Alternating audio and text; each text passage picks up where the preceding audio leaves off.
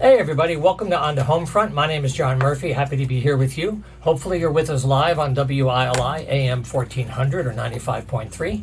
Our programs, as you can tell, are also videotaped for the WILI YouTube channel, and all the 5 o'clock shows have their own playlists. So if you happen to miss the live broadcast, you can go to YouTube and enjoy the shows anytime so you get all the current information. You can also subscribe on YouTube, and then you'll get every new show automatically as we produce them to keep up to date. Anyway, our program this week is in 2 sections. For the first half, we're going to look at a wonderful institution that works very hard with our food economy, agriculture, and food businesses. It's called CLIC. It's called the Cooperatively Licensed Community Kitchen. And we also have a focus in the second half of the show on a bill that was just passed into law and signed by Governor Lamont that deals with maternal health issues in eastern Connecticut, which has been a very great controversy for quite a while in terms of the lack of health care. And we'll cover that for the second half of the show. To start out, I'm very happy to have back in the studio for another visit is Dianisi Torres. She works with all the businesses that are getting a start at CLIC. And it's very nice to have you back in the studio, Dianisi. Thank you so much for the invitation. How are you, John? I'm fine, thank you. It's good to share the CLIC story again. There are so many things happening there that there's always a good story to share here. Too many things happening, and they're all great. They're all good. Yeah. So I am more than happy to be here and tell you everything about it, because we work really, really hard to better the community and also to offer opportunities to our community here in Windham. Right. That's the reality. You know, CLIC is for education, and the thing that has with Dianisi here today is it's a chance to start a new business. And food is very expensive to begin. To have a legal kitchen is a major expense for someone. CLIC is all about helping you overcome that barrier, and that's what Dianisi focuses on, is helping new businesses get a start. Definitely. That's what we do, and we love doing it. I've been helping new business owners for opening their businesses. It's a business incubation system. So we are trying to help individuals, families that they're trying to open a food business, but they don't have the capacity, the money or the capability to buy a building or get a kitchen with all of the commercial equipment and start their business. It's not as easy as we think it is. Yeah. So with CLIC offering this, renting their kitchen in a lower cost, definitely we are helping a lot the community to open food businesses, small food businesses. And not only that, we don't only offer the space in order for you to start your business, we also educate you about where to go, who to talk to, because we are in the Windham County and we are all related in certain ways. Yes. When it comes to agencies. So much easier to collect a group of people in the community that they all have the same interest and just teach them, train them, educate them, and guide them in order to achieve that goal, which is really important in my community, especially for the Latinx community of Windham. Well, you know, the thing is, a lot of people have a vision of being able to cook good food and sell it somewhere, but to sell it in a store, you have to be licensed. It's very different than just sharing it with your family.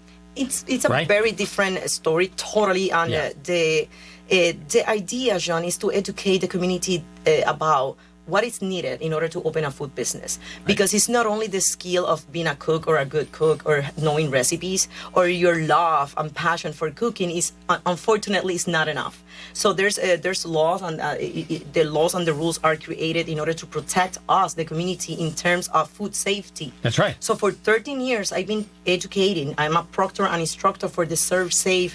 This is the American Restaurant Association, an organization that trains and certified food operators. So and that's required. Serve Safe is required. It's the first step for a food business. Right. Any kind of food business, even if it's free food that you're going to be donating for any agency, any event. Okay, I want people to understand that we are not. Listen, I am not the food safety police, but I'm almost getting that title. I'm very passionate about training and teaching, because it's about the safety of the community. Because only one outbreak of any bacteria pathogen could cause a pandemic, epidemic, and that's exactly what we're trying to prevent. That's right. Yes. And it also hurts the whole unity of the group, because everybody's going to suffer from that. It's going to be a system challenge. So we have 2 special guests here, with Dianisi today. She's going to introduce them and talk about new businesses. And I congratulate you on having a new business. Doing well? So we have here Fermin Juarez. He is the owner of the Tacos El Compadre food truck located at the recreation park at Rec Park on Main Street, Willimantic. Right. He's there mostly from Thursday. ¿Tú estás ahí desde jueves hasta domingo? Jueves, domingo. From Thursday through Sunday. Correcto. ¿Qué horarios está, Fermin? De 11 a 9 de la noche. From 11 a.m. to 9 p.m., you can find his taco truck, and there's more than tacos. Okay, there's plenty food. But I would like to, pass the mic to. I love talking. I love talking. Okay, especially for You and I about are the the things. So, but I'm gonna definitely, give the opportunity to Fermin. He's a member of Click. Let me tell you a little bit of story about history about Fermin. So Fermin was he's one of the first one who joined Click 13 years ago in order, believing in the vision and the organization. So I'm gonna pass it to him. I'm gonna be translating. Sure. Okay, for him. So, Fermín, explícanos quién tú eres, qué haces, el rec department, todo eso. Ok, pues. Pégate aquí, por favor. Mi nombre es Fermín Juárez, como les voy a repetir. Tacos El Compadre aquí está presente. Muchas gracias por invitarme. Esta por una bonita oportunidad de estar con ustedes. So, my name is Fermín Juárez. I am, the owner of the Tacos El Compadre food truck. I am so grateful and thankful that you invited me here to have this interview. Ok, para mí fue una oportunidad muy grande. Click me ha apoyado en todo para sacar profesionalmente los permisos adecuados. Y pues una bonita orientación que me ha ayudado. So I am so grateful that the Click has been helping me, getting all the permits and licenses that are needed in order to open a food business, especially a food truck business as Fermín, right, Fermín? And also all the education that he's been receiving.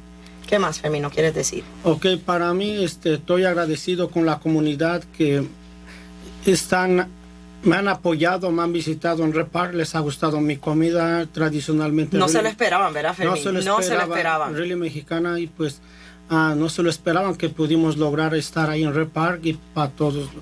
So this is a very important part of what Fermín is saying. He is so grateful for the community, the response of the community about having a taco truck, a traditional Mexican recipes right at the rec park.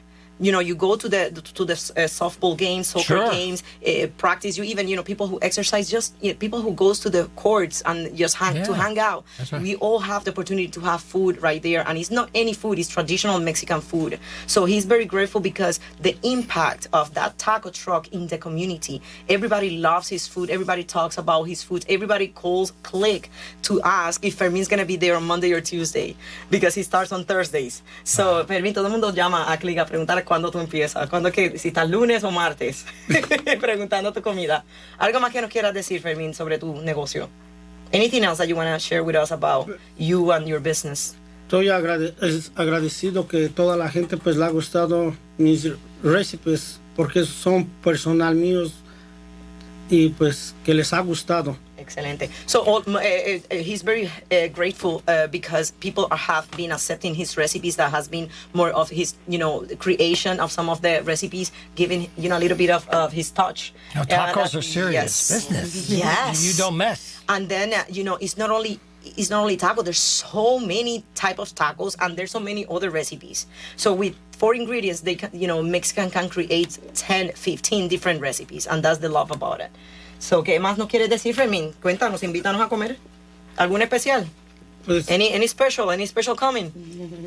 Pues estamos tratando de poner el nuevo tacos Tex-Mex que viene con tortilla de harina y gramy. Sí, y lechuga, tomate, jitomate y sour cream. ¿Cómo se llama la receta nuevamente del taco? El Tex-Mex. Tex-Mex taco. So Fermín is working on a recipe that he's gonna be, putting out soon. It's a special called the Tex-Mex taco, which has a little bit different of ingredients. ¿Qué ingredientes tiene, Fermín, otra vez? ¿Qué lleva el carne molida? Sí, ground beef. Ground beef in like tacos. Sazon taco. So a taco seasoning. Taco seasoning that he creates himself. It's not, we're not talking here about supermarket envelopes. We are creating, the seasoning, spice by spice. Muy bien. Yes. Pues Está bien. Lo que tú quieras decir, Fermín, aquí estamos para escucharte. Está bien, no, pues les agradezco y a la radio, a la comunidad que me ha apoyado, a Click, a Denise y a todos los que están ahí presentes y que tengan un bonito día. So he's been so grateful about, having the opportunity to be here at the radio. Also, very grateful with Click helping him with all of the processing and, on everything that, we do at the organization. And Sure. he is so happy with the community, with the response of the community. I think this is the biggest, the biggest impact is how people really, really liked and responded very well to the new taco spot. I have a quick question.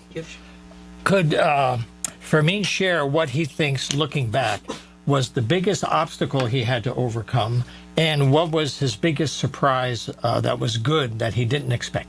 Muy bien. So, John está preguntando que mirando hacia atrás en el pasado, lo que pasaste, ¿cuál sería, tú puedes reconocer que sería tu mayor reto en cuestión de abrir tu negocio aquí en Willimantic y también cuál viene siendo, al contrario, tu mayor sorpresa, algo bueno que no te esperabas en respuesta a lo que es tu negocio?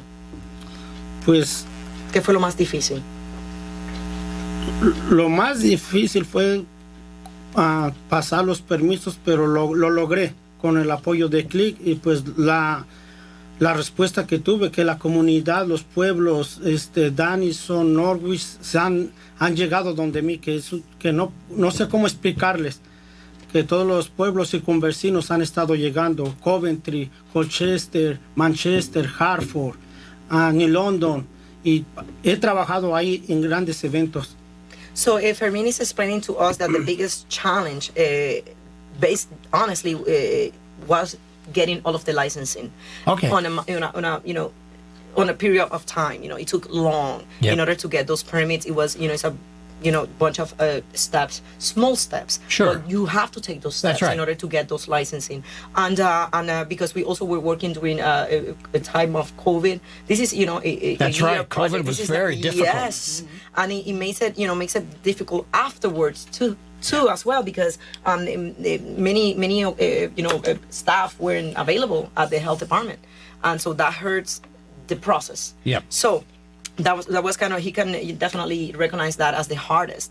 And also the impact is the response of the community, how they come from other towns just to visit the taco truck at Wow. Willimantic. So they're coming from Norwich, London, Hartford, Manchester, Colchester, and they're not also come to try their tacos.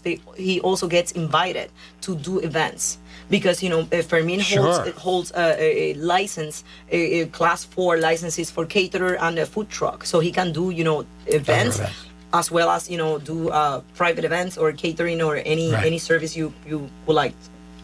Now, I want to be careful with our time. I don't want Yes, I know, to be because impolite, I because love we have this. another guest, and I want to make sure to bring her in as well. Thank you for waiting for us. Thank you, and I don't want to forget that this is my beautiful little sister, Maria Torres. Hello, everyone. Thank you for having me here once again. I'm here to promote what is the Willimantic Pride Gathering that is going to be this Friday, June 30th, at Click. The address is going to be 41 Club Road here in Willimantic. The hour is going to be from 7 p.m. to 12.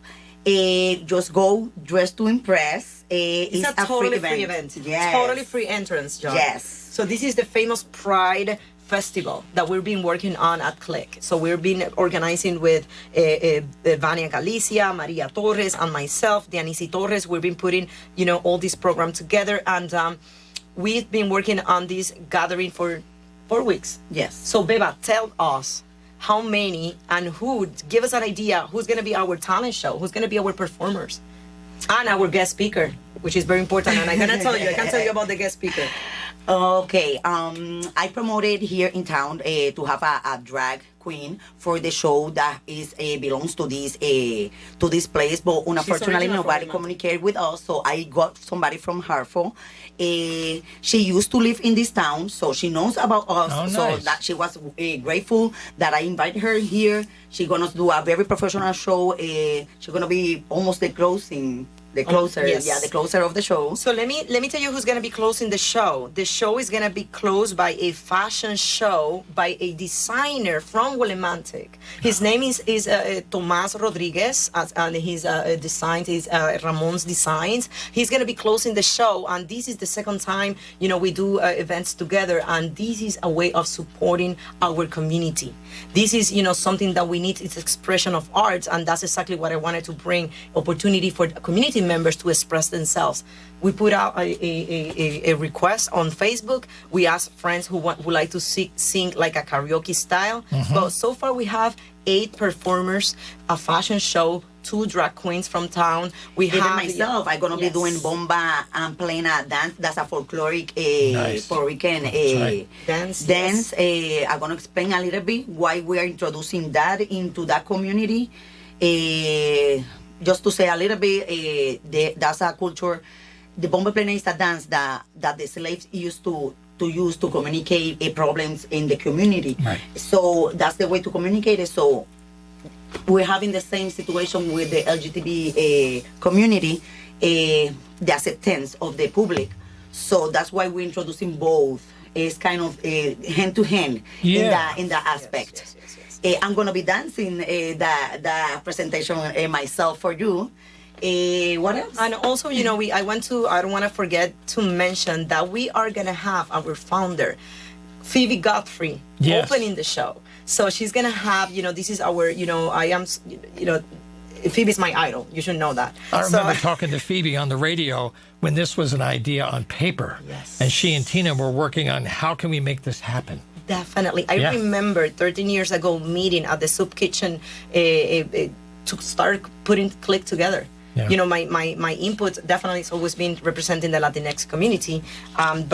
So Phoebe will be opening the show with a speech about resilience. Okay, it's all about anti-bullying, and this is a very special, strong message that we want to bring to any age, any gender, anyone that is suffering from it. That is going through this. That was the is purpose going, for the young persons, the younger community. We are promoting this so to invite you guys, the youngest, anybody that suffer from bullying, anybody that needs the love. I'm inclusive gonna be with a sign saying free hugs. I'm gonna providing free hugs for everybody because love is love. Yeah. And that's for everyone that is going over there. That's another idea that I'm going to be bringing. And I'm going to give a special thanks for the donations from Limberia Garete, Panaderia del Sanaí, House of Blend Barbershop, and Classic Cuts Barbershop. Thank you for the donation to do these activities possible.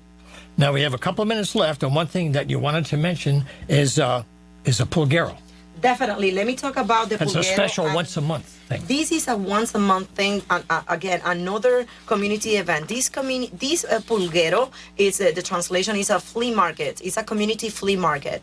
Pulguero comes from Mercado de Pulgas, which is the exact translation for flea market. So Mercado de Pulgas, it's definitely it's the same meaning. We sell items, used items, sometimes new items, and we also celebrate the culture. Pulguero, doing a pulguero, having a flea market is very common in our culture in Latin America. So this is something very common for us, and it's something that we enjoy doing. So if we get invited every Sunday to a pulguero, we will go because it's mostly getting together. So what we are trying to do with the pulguero is to have the community to get together, sell some items that they're not using, and create an ambient of welcoming. So this is created for everybody to come and join. We are having spots for anyone who would like to sell used items or new items, only $10 per space, and it's going to be happening at the Shabu stage once a month. And this next month is going to be July 9th. And this special month is going to be dedicated to children. So it's going to be a children festival, and we're going to have a show with a clown from town who's bilingual, and her name is Payasita Sonrisita, meaning like smiling clown, and she's gonna be doing a show, and we're gonna have a totally free bouncy house. This is a totally free event, okay? And it's all at the Shabu stage. All at the Shabu stage. That's a great spot. And also, we are welcoming anyone who would like to participate. 9 to 4. Okay. Sundays. So the next one will be August 20th and September 17th, if God permits. So I want to close this by giving you the website, because if you've heard information here today you want to stay with, go to clickwillimantic.com. clickwillimantic.com. They're at 41 Club Road, just a couple of miles away from our studio. So I want to thank Dianisi and also Maria and Fermin for being here today. I wish you great success this summer. Thank you. And the celebration again is Friday the 30th from 7 to 12 at Click. And we'll look forward to having you back again in the summer. The programs, there are workshops happening all the time. So we'll have you back again. Thank you so much. July. Invite me, because I love to come and talk to you. There's so much happening. There's good news to share. And we've always had Click as part of our programs. So thank you for being here. Okay. Thank you so much. Gracias. You bet. Okay, so we're going to take a short break and come right back with the second half. Stay with us. All righty, we're back live on the program. We're very happy to have you here with us on the Homefront. We're on the air on Wednesdays, 5 o'clock here on WILI. For the rest of the show, we're going to focus on a very important issue in Eastern Connecticut and the nation involving health care, specifically maternal health. It's been a real challenge in our region. And as you know, the hospital system is being restructured. The role of private interests in our national health care is shifting. And there's a lot of issues coming to bear in terms of how health care is delivered and paid for, and how is it made accessible. And this is the focus of our show today. A bill was just signed by Governor Lamont that deals with maternal health, and we have Susan Johnson with us in the studio today. She's from the 49th District serving Wyndham, and she is also the Deputy Majority Leader. And on the Appropriations, Human Services, and Education Committees, she's been working for many years on this. So Susan, thanks for taking time to be here today and for the good work on the bill. Well, thank you so much for having me, and I just can't thank everybody enough for all the work this community has put forth to try and address these situations. But let's take a step back to when we actually found out there was something amiss with the fact that Hartford Health had come in and kind of taken over Wyndham Hospital. And at first we thought, oh, they're really helping us out here. And then as time went on, one of the things that they proposed was to get rid of the intensive care unit. And so back in 2014, 2015, right in there, they proposed getting rid of the intensive care unit. And the doctors who were there working in Hartford Health were all against it. They had a vote. They were against it. And then we had several community hearings about it. The community came out outraged that they were going to cut and eliminate the ICU, and then said, "Well, we'll have a PCU, it's kind of a temporary, or something that is not quite as often as a full ICU." And the PCU, of course, never materialized to the extent that it should have, and it really should have been there more regularly, but it's not there to the extent that it should be. In any event, so I went to Lieutenant Governor Nancy Wyman, and I said, "Look," I said, this is very strange that they've done this to us." I said, "We need to do something." So we had a 2-year task force to address how to proceed. And what we came up with the because the Office of Healthcare Access didn't really function properly, because they claimed that the statute didn't cover the change that the corporate hospital was doing. So we created the Office of Healthcare Strategy to help balance making sure that all throughout the state of Connecticut, healthcare access was balanced. Right. And so that's what the duty of the Office of Healthcare Strategy is. So then go a little bit further, and then all of a sudden they say, "Oh, we don't have an ICU anymore, so I think we're going to have to shut down the maternity ward and delivery services." So they didn't do anything about it by going through the Office of Healthcare Strategy, as they were required. And so they went ahead and just did it anyway. And so they were fined by the Office of Healthcare Strategy about $60,000. Hartford Health is now appealing that, and to the court, and because the Office of Healthcare Strategy is a regulatory organization, and it has administrative determinations. So it's not it's a court. It's an administrative process, and then you can appeal their determinations to the court. So anyway, so that's where we are right now. This is still a situation where they have gone against the law. They haven't been approved. They haven't been able to fully say how they're going to remediate the changes by not having maternity and delivery services. For example, one of the things that they talk about in terms of if a change is made, what is going to be the consequence financially to all the providers and the people in the community. Well, guess what? It has a huge impact on our ambulance services here, the Willimantic Fire Department and their ambulance services. They've taken over for a lot of the things that back in the day would have been done right here in town, and there wouldn't have been a need to move people out of here and by ambulance service. Another thing that's occurred since they have shut things down and not really told people and not been maybe in compliance with the Emergency Medical and Maternity and Delivery Law of 1986, which is called EMTALA.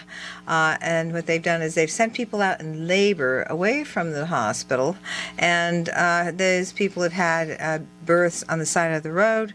They've had head-on collisions while they're in labor. But essentially, they're sending them to other hospitals. They sent them to Bacchus, yes. Okay. So anyway, that's kind of like the brief history. So we have been complaining, and thanks to the work of Brenda Bookbinder and the Wyndham United to Save Our Healthcare group, they've made enough fuss about this, and also the people who are working to shut down the emergency and delivery services at Sharon Hospital in Western Connecticut have made a huge fuss. And so this has caught the attention of our people in public health, and we put together this bill, an act protecting maternal health, which creates birthing centers. And I just think that this is one way to address this, because it's not just here in Connecticut. This is happening all over the country. It is. Yes. It is. Okay. It's a structural shift. Yes. And the highest level is how much of our health care do we want to privatize so that profit generation is as much a part of the mission as providing health care? Well, let me just say to you That's this. the double bind of the private sector. No? It's already privatized. Well, yeah, it's a matter of degree. No, it's Well, tell me. privatized because it's either private sector. The only two public hospitals in the state, UConn and the Veterans Hospital. Only two. Everything else is private, nonprofit. Nonprofits are corporations, Yeah. and they have the same rights as any other corporation that's private. So this is private, private, private. The only thing that's public is the rules that we make governing them.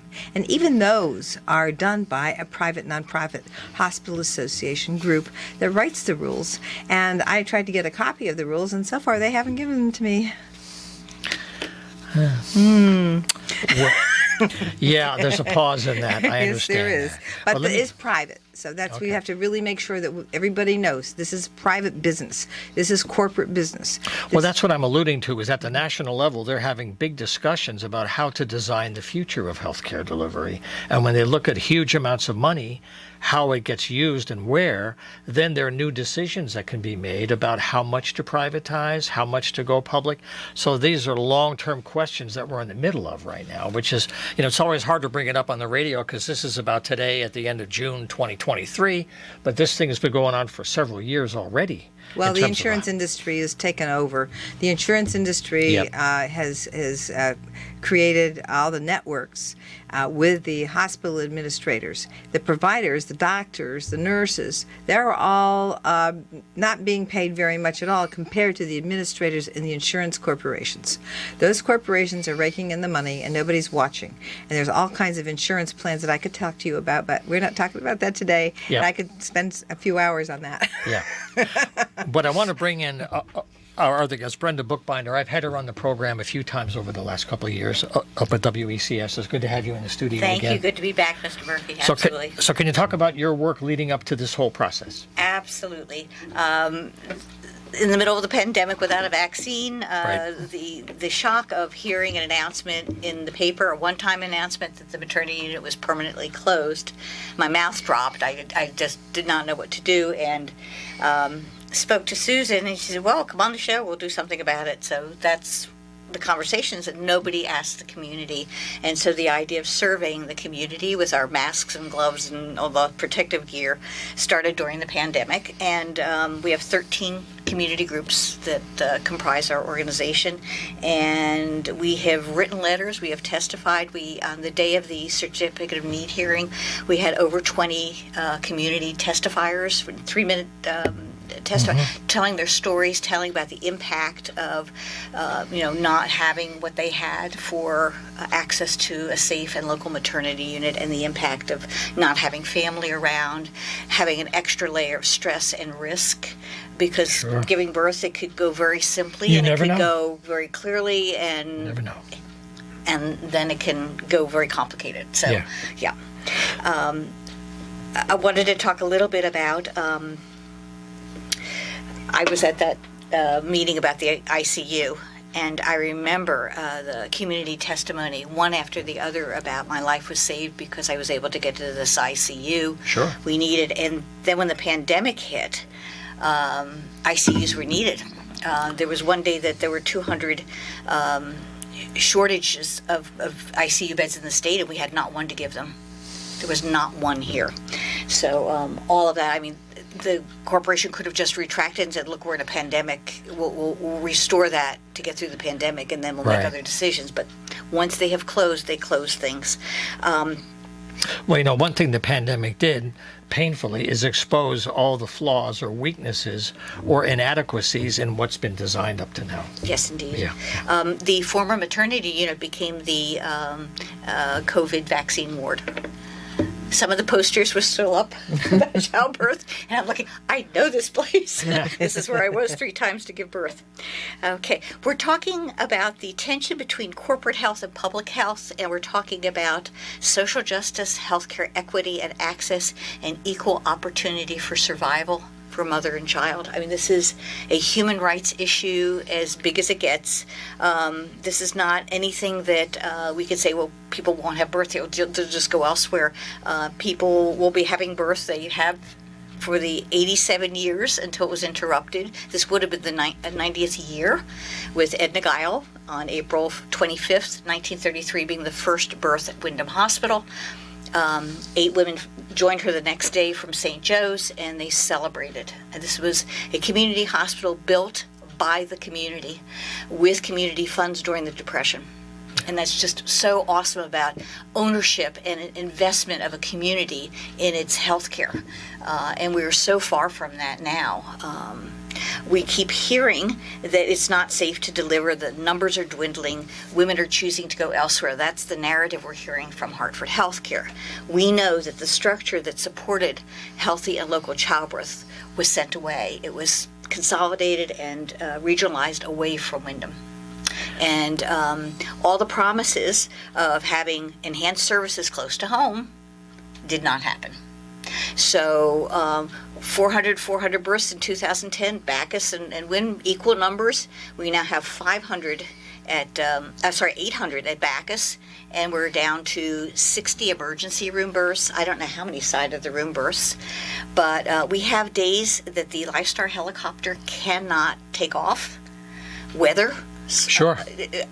They can't, and these are ones that need NICUs, and there is no NICU at Bacchus. And so what do you do with a complicated birth that needs a NICU and you can't get there? Say what a NICU is, please. Yeah, it's some lingo there. I just lost it. I was going to ask you. Neonatal intensive care unit. There It's you an go. ICU for new babies. Okay. Thank you for asking. Babies in distress. Serious Babies in distress. And I listened to an expert on the birthing centers idea, and they said that about 80% are uncomplicated births. These are ones that can be handled in a birthing center by a doula, a midwife, other professionals that are there, and could be same day. And I have a new granddaughter who was born that way in 3 hours, and an hour and a half later went home. So she had an uncomplicated birth. It was a wonderful experience, and it was a birth in water. So Right, they're able Laboyer. to, yes, they're able to do that. What happens if someone, Tori Bowie, the Olympic athlete, in her 8th month, lost her life to eclampsia and lost the baby's life? She's a woman of color. I mean, these kind of complications may be staved off with really good prenatal care at a birthing center. They do a lot of preventive and sustaining care which is user-friendly. I think a lot of people, particularly minorities, poor immigrants, are nervous about hospitals. Sure. Don't feel language barriers. They don't Yeah. feel comfortable in them, and the idea of not only not being here, but being shipped away or up in the air to some place they don't know, and family can't get there. That's right. It's stress on top of a risk situation, Yeah. and no woman should have to go through that. No family should have to go through that. I want to talk about the Stretch Initiative really quickly. Yes, please. This is another win for public health. And that's many states together, too. Yes, Yes. there were 10 states picked by the national government and the CDC, the Center for Disease Control, picked Connecticut as one of them, and to spend a year from December 2021 till this January, having conversations with communities, really listening to them and asking, are there ideas that you have? Is there something you would need differently in this community to make things more fair? And the Department of Public Health has those results. We're waiting to get the report from that, but they're looking at a possible level 2 of that. Sure. Of the Connecticut DPH and OHS and a couple of other agencies to continue talking to communities, which is really just a wonderful thing. STRETCH stands for Strategies to Repair Equity and Transform Community Health. And that's what we're talking about. Susan, how much of that work that was being done, how much of that helped or supported your work on the bill that actually ended up getting through the hopper at the end? It always takes a group, and without having group here, the Wyndham United to Save Our Healthcare here, and also the group that was developed and kind of followed what we were doing here, I got a call from State Representative Maria Horn, who is the chair of the Finance and Revenue and Bonding Committee, who represents the northwestern corner. And she said, what's going on? I hear you've had trouble with Wyndham Hospital and the birthing center. Well, Sharon Hospital now is going through the same thing, and there's a New York corporation that wants to buy Sharon Hospital. They want to shut it down. So we had both sides of the all of northern Connecticut basically trying to shut down access to maternity care. And at the same time, there was an organization that was going to shut down access to most types of care. A Catholic group was going to buy Day Kimball. And then our group, through the Medical Assistance Policy Oversight Council, wrote, we wanted to see what their plan was. And it was, well, if you had a complicated pregnancy and you needed to have, say, some type of a hysterectomy, Yep. They weren't going to tell you that because that was against their religious principles. And so you would get pregnant again, perhaps, and then you might have a bad pregnancy. It could kill you and the child.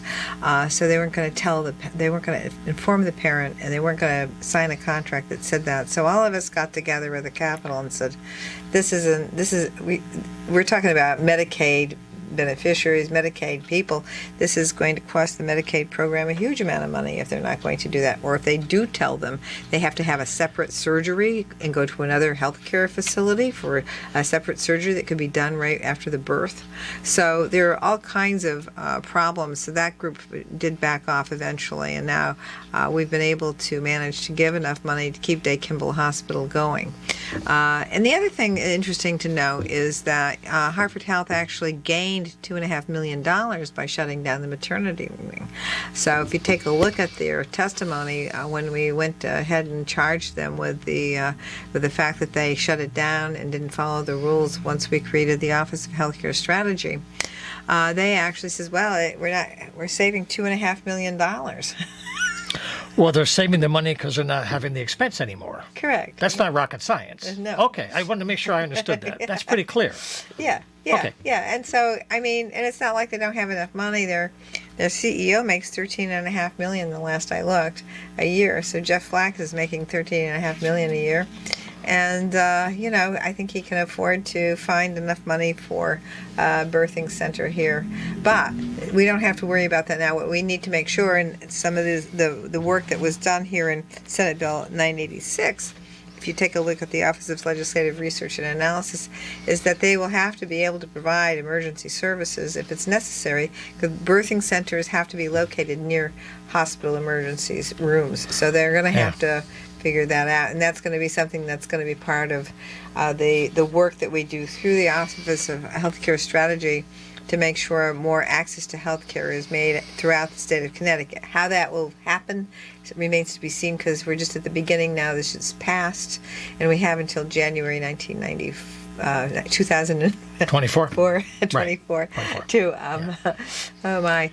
to actually come ahead and take a look at what so feedback is imperative in terms of making sure that we get our 2 cents in the regulatory process, writing to Department of Public Health.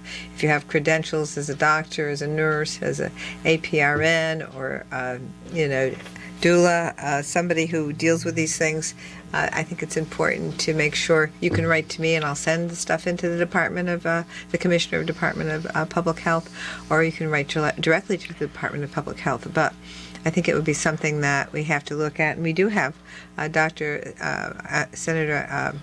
Ann Moore, who is also a doctor, and he's very happy about this legislation, and so we're going to I'll probably be contacting him also about his vision for how we're going to make this work in these places where they've done these things. Well, let me take a second now. You might be watching us on YouTube or on the radio, but for our radio people, we're having a conversation today with Susan Johnson as well as Brenda Bookbinder. I've done several of these shows on my WECS program on Wednesday afternoons. We're going to shift it over here now.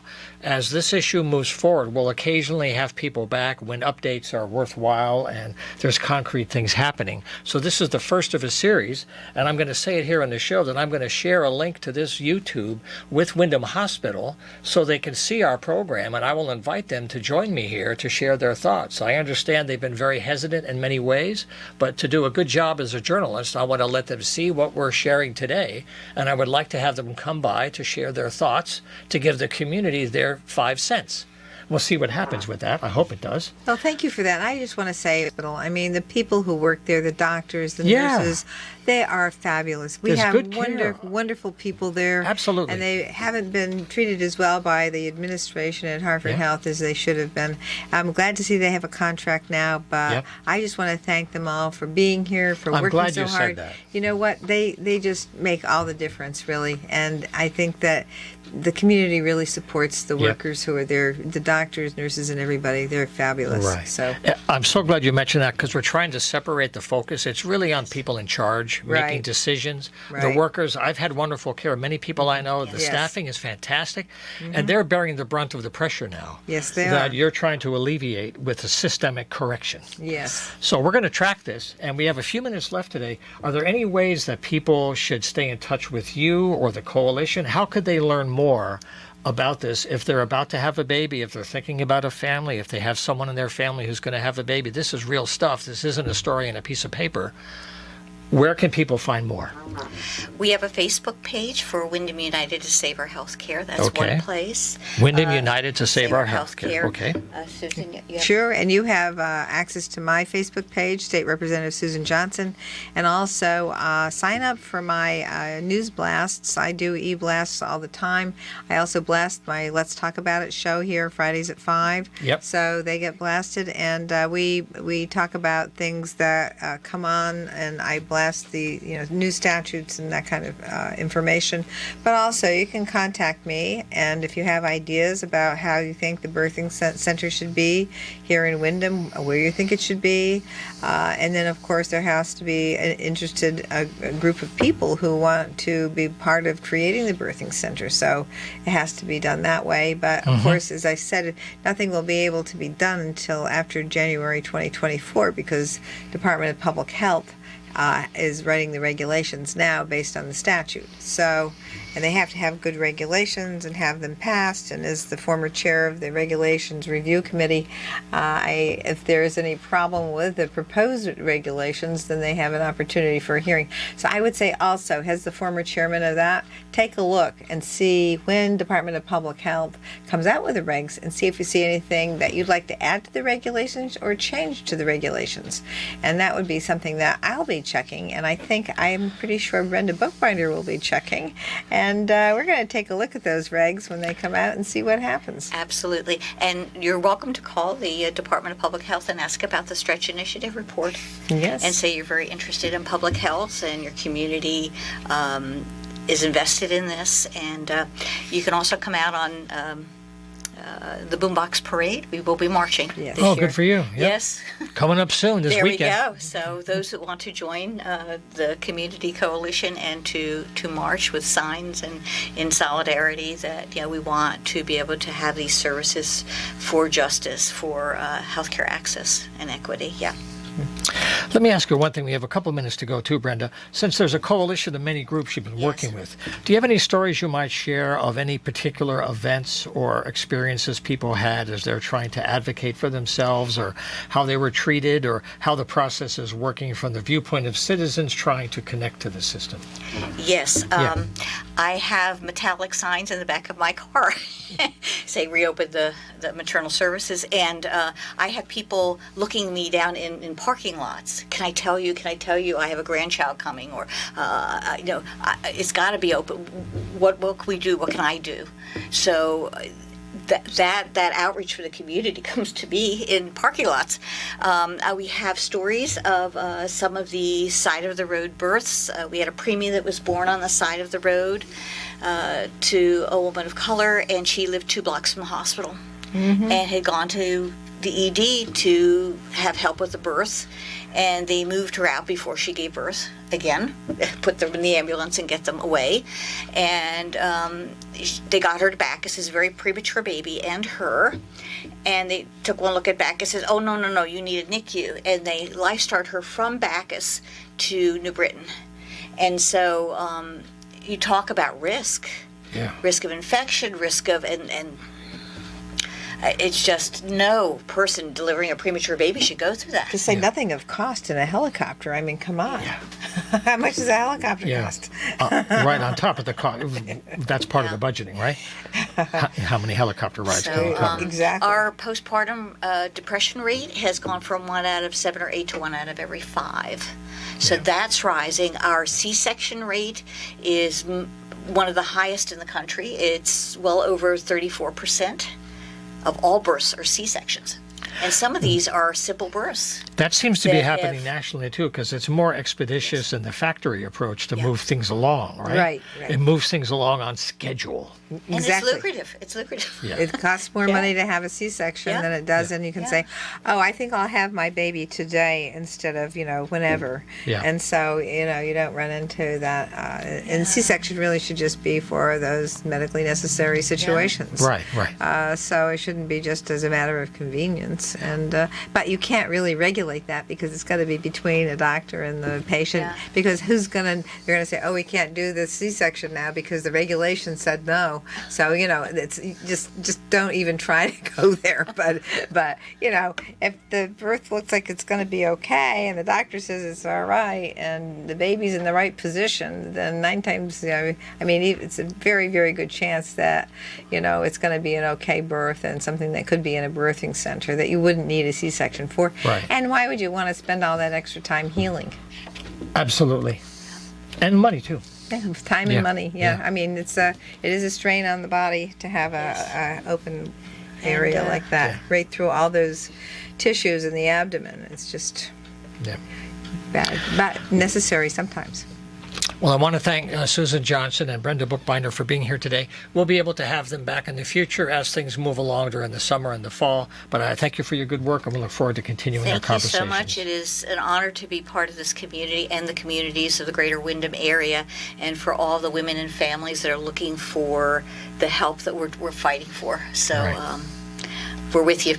Yeah. Thanks for having us. Thank you. Happy to have Pleasure. you too. Also, our programs are rebroadcast on WECS. I have a program at 90.1 FM WECS, the Pan American Express. These programs air there as well to give our guests more exposure for their messages. So we have it on both ways. And we always thank you for taking time to share your life on the radio with us today. We'll see you next week for another edition. Take care.